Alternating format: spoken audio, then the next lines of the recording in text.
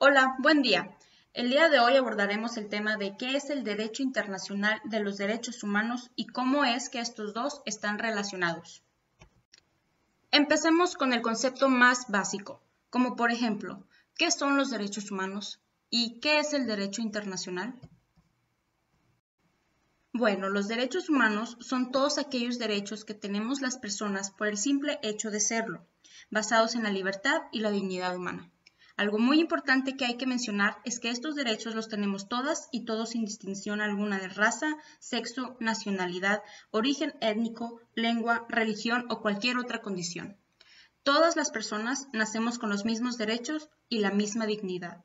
Son inherentes a la persona y para todas las personas. Esto es, son universales.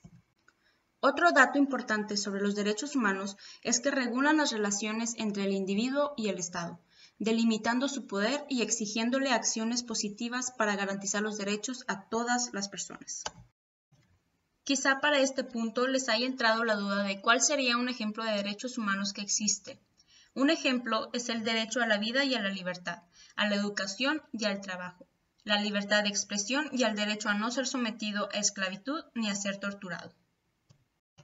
Ahora que ya sabemos lo que son los derechos humanos, pasemos a lo siguiente. ¿Qué es el derecho internacional? Es el conjunto de normas que regulan las relaciones entre los estados y demás sujetos internacionales. Una vez explicado cada uno de los dos conceptos, podremos definir de mejor manera lo que es el derecho internacional de los derechos humanos. Pero antes de poder responder lo que son, veremos un poquito de su historia para comprender todavía mejor. El derecho internacional de los derechos humanos se formalizó con la firma de la Declaración Universal de los Derechos Humanos en 1945. Sin embargo, no era vinculante para ningún estado. ¿Qué quiere decir esto? Que era opcional si cada estado quería acatarlo o no. Lo que surgió de ahí fue que con el tiempo empezaron a nacer los tratados internacionales y los pactos.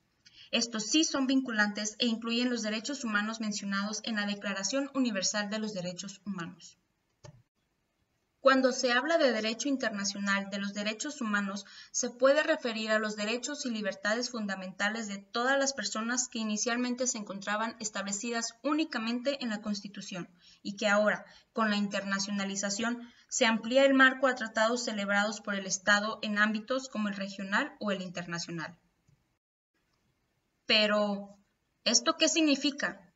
Es decir, existe el derecho internacional de los derechos humanos cuando los derechos de las personas físicas, o sea, personas como tú y yo, aparecen en normas internacionales, independientemente de la fuente utilizada. Tal vez ahora se pregunten, ¿y eso de qué nos sirve? Bueno, es sencillo y sumamente importante porque establece la obligación de los gobiernos a actuar de una manera determinada o a abstenerse de emprender ciertas acciones para promover y proteger los derechos humanos y las libertades fundamentales de los individuos o de los grupos de personas. Establece las obligaciones que los estados deben respetar. Cuando los estados expresan su consentimiento respecto a un tratado internacional, asumen las obligaciones y los deberes de acuerdo al derecho internacional de respetar, proteger y realizar los derechos humanos. La obligación de respetarlos significa que los estados deben abstenerse de interferir o limitar el disfrute de los derechos humanos. La obligación de protegerlos exige que los estados impidan los abusos de los derechos humanos contra individuos y grupos. La obligación de realizarlos significa que los estados deben adoptar medidas positivas para facilitar el disfrute de los derechos humanos básicos.